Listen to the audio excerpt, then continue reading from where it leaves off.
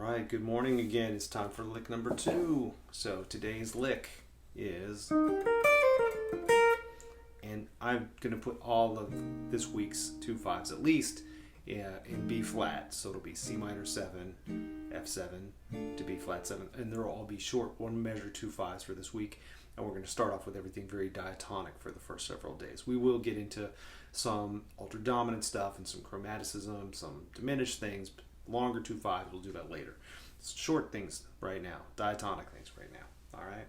So again, that's the lick, and it's the end of Donna Lee, by the way. It's the last measure of Donna Lee. But the reason I chose it wasn't because of Donna Lee. If you know the song, it's because of that. I wanted to build on what we did yesterday. So yesterday we played the arpeggio for C minor 7 at the beginning of our lick, right?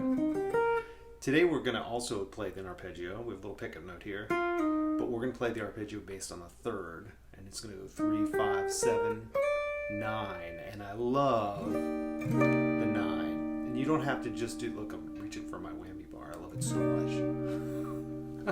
So anyway, you don't just have to do it on minor chords. You can do it on dominant chords. You can do it on anything. You put the 9 in there, and starting from the third and playing up to the 9th is great. Okay. Now, after that, right, we're coming right down the scale. We're now on the 5 chords. So this is the 5th of F, the 4th, the 3rd, and then for the end we're hopping over to the root F, and then we just resolve to the root of B flat. Those last two notes, just being root, maybe aren't the most exciting, colorful things of all time, but you know, they make the case very clearly that you're ending the phrase, right? So there's your lick. Now I was thinking about a variation for you. Oftentimes in songs, you'll have a little vamp at the end, where instead of going to the 1 chord, you go up to the 3, and then play the 5 chord that pairs up with that chord. So you could play the whole lick again up here, but I feel like when you play the 9 here, it doesn't really quite work as well, because in the key we're in, there's no E natural in the key of B flat. And sometimes you can get away with that stuff, but I feel like it makes the case better if you play the flat 9. Now the flat 9 isn't going to sound good as a chord, right? Like if I play, that's kind of ugly. It doesn't sound great.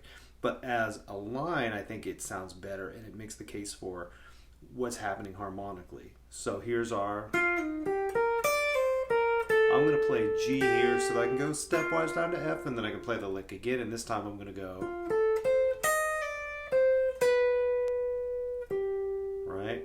So I think when you hear them back to back, you'll hear what I mean. It's just a little bit of development to hear that differently. And I think I'll put a little swiddly in there too. So we go,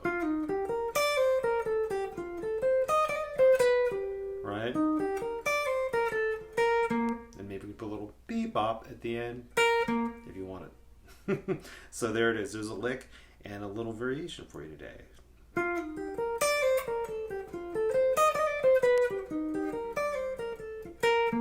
All right.